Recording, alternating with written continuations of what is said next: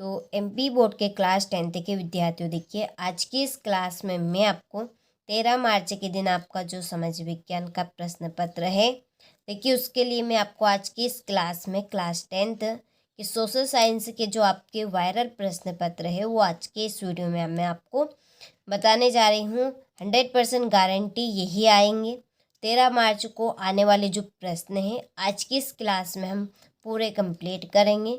और देखिए आप एमपी बोर्ड के किसी भी जिले या कोई से भी ग्रामीण क्षेत्र से हो तो आप सभी को देखिए यही प्रश्न कंप्लीट कर लेने हैं, क्योंकि ये आपके वायरल प्रश्न हैं जो आपको 13 मार्च को आपके पेपर में आपको देखने को मिलेंगे। तो चलिए बिना किसी डाउट के वीडियो को हम शुरू करते हैं और प्रश्न की ओर बढ़ते हैं। देखिए सभी प्रश्न आपके लिए काफ़ी इम्पोर्टेंट रहेंगे, तो आपको एक बार ज़रूर इन प्रश्नों को कंप्लीट कर लेना है। तो देखिए पहला प्रश्न है कि निम्नलिखित में किस फसल को पीला सोना कहा गया है। इसके आपके सामने 4 ऑप्शन रहेंगे। पहला है देखिए यहाँ पे गेहूँ, दूसरा सरसों, तीसरा चना, चौथा है मक्का। तो इसका सही आंसर आपका रहेगा सरसों। ठीक है, तो चलिए स्क्रीनशॉट आप यहाँ से ले लीजिए इस प्रश्न का।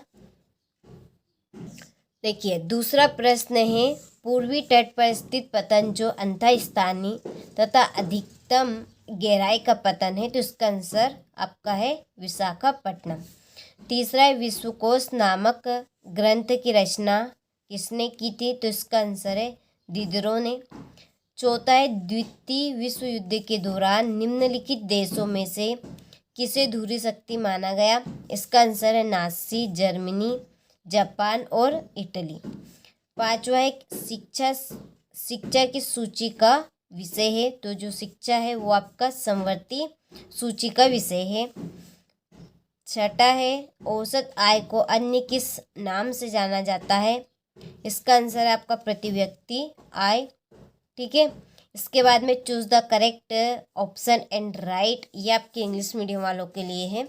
टिक मार्क कर दिए है, केवल कंप्लीट आपको अच्छे से करना है।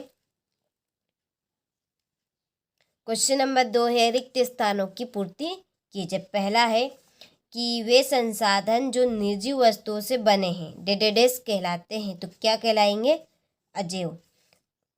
दूसरा है छोटा नागपुर क्षेत्र में मुंडा और स्थाल जनजातिया के पेड़ डेडेडेस की पूजा करते हैं, तो कौन से पेड़ की वो पूजा करते हैं, तो महुआ एक पेड़ होता है और एक कंदन का पेड़ है, इन दोनों पेड़ों की पूजा करते हैं।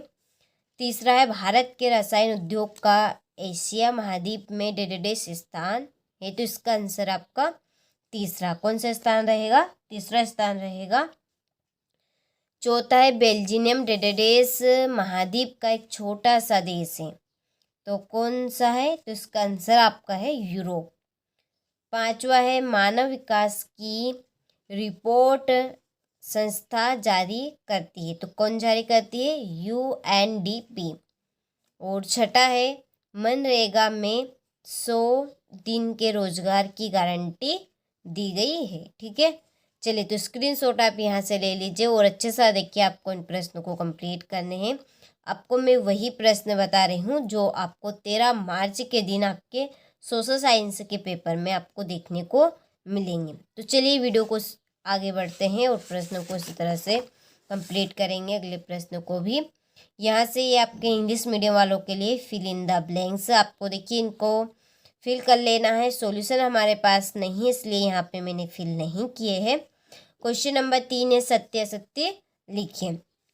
पहला है निछालन से बनी मृदा लेटेराइट मृदा कहलाती है, ये आपका सत्य है। दूसरा है भारत चीन के बाद चावल का सबसे बड़ा उत्पादक देश है, तो ये सत्य है। 1953 में वायु परिवहन का राष्ट्रीयकरण किया गया था, ये सत्य है। चंडीगढ़ केंद्र शासित प्रदेश है, तो ये सत्य है।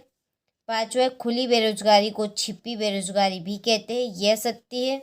और छठा है भारत में करेंसी नोट भारतीय स्टेट बैंक जारी करता है, तो ये आपका असत्य है।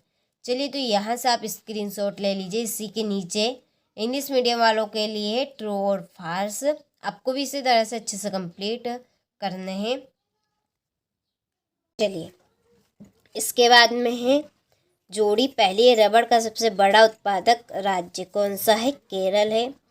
दूसरा है उगते सूर्य की किरणें, इसका है आपका आज़ादी मिलना। ठीक है, ये आपका दूसरा है। तीसरा है अवनींद्रनाथ टैगोर, तो इसका आंसर आपका भारत माता। चौथा है सरकार का बेहतर रूप कौन सा है? लोकतांत्रिक। पांचवा, आय और उपभोग का अंतर, ये आपका है बचत।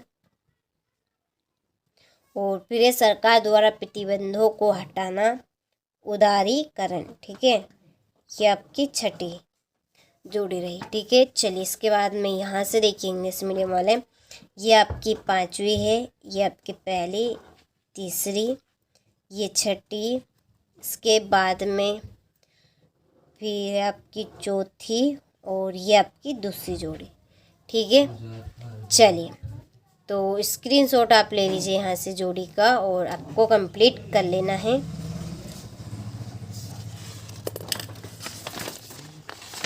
देखिए इसके बाद में एक वाक्य में उत्तर लिखिए। पहला है आपका, टिहली में किसानों द्वारा कौन सा आंदोलन चलाया गया था? तो इसका आंसर है नर्मदा बचानो। ठीक है,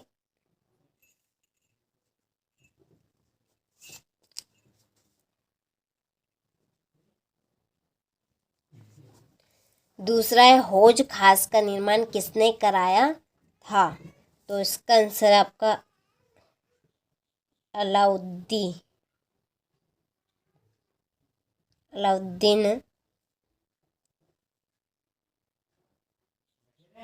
खिलजी। और तीसरा, भारत का कौन सा नगर इलेक्ट्रॉनिक उद्योग की राजधानी है? तो ये आपकी बेंगलोर की है। कहाँ की है? बेंगलोर। ठीक है, चलिए चौथा है भूमध्य सागर के पूर्व में स्थित देशों को क्या कहते थे? तो इसका आंसर है आपका एशिया। क्या कहा जाता है? एशिया। ठीक है, चलिए पांचवा, नई आर्थिक नीति कब लागू की गई? तो यह आपकी 1991 में की गई। ठीक है, और छठा है बहुराष्ट्रीय कंपनियों द्वारा किए गए निवेश को क्या कहते हैं? विदेशी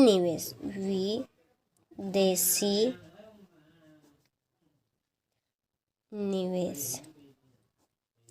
ठीक है, चलिए तो स्क्रीनशॉट आप ले लीजिए। इसके बाद में ये आपके इंग्लिश मीडियम वालों के लिए है। ठीक है, हमने वार्षिक परीक्षा के लिए 6 मॉडल पेपर सॉल्यूशन के साथ में कंप्लीट किए हैं। यदि आप लेना चाहते हैं और अच्छे नंबर आप कवर करना चाहते हैं वार्षिक परीक्षा में, तो हमने डिस्क्रिप्शन में नंबर दे रखे हैं, आप उन नंबर पर कॉल कर सकते हैं और पूरी जानकारी ले सकते हैं। ठीक है, तो छठा है एजेंडा 21 क्या है? इसके मुख्य उद्देश्य आपको बताने हैं। पारिस्थितिक तंत्र किसे कहते हैं? फिर स्वर्णिम चतुर्भुज कहाँ राजमार्ग की तो विशेषता आपको लिखनी है। कच्चे माल के आधार पर उद्योग के प्रकार आपको बताने हैं। चंपारण सत्याग्रह कब और क्यों चलाया गया? ठीक है, चलिए इसके बाद में है यूरोप में सब लोगों के जीवन पर आलू का क्या प्रभाव पड़ा? बेलम क्या है? गुटेनबर्ग की छपी पुस्तक बाइबल की कोई 2 विशेषता आपको देनी है। नारीवाद आंदोलन क्या है? जवाबदेही सरकार क्या है? संगठित क्षेत्र के कोई 2 लाभ लिखें। मुद्रा का अर्थ आपको बताना है। यह आपका 18वां प्रश्न। तो काफ़ी इम्पोर्टेंट प्रश्न है, तो आपको कंप्लीट कर इनको जरूर जाना है। परीक्षा में जाने से पहले एक बार आपको इनको रीड कर जाना है। ठीक है, 19वां ब्रिटेन की महिला कामगारों ने स्पिनिंग जेनी पर हमले क्यों किए? संघीय शासन व्यवस्था की विशेषता आपको बताना है। साइमन कमीशन का गठन क्यों किया गया? भारतीयों ने इसका विरोध क्यों किया? ठीक है, फिर राजनीतिक दल के प्रमुख कार्यों का वर्णन आपको करना है। और 23वां भारत के मानचित्र में निम्नलिखित को दर्शाना है।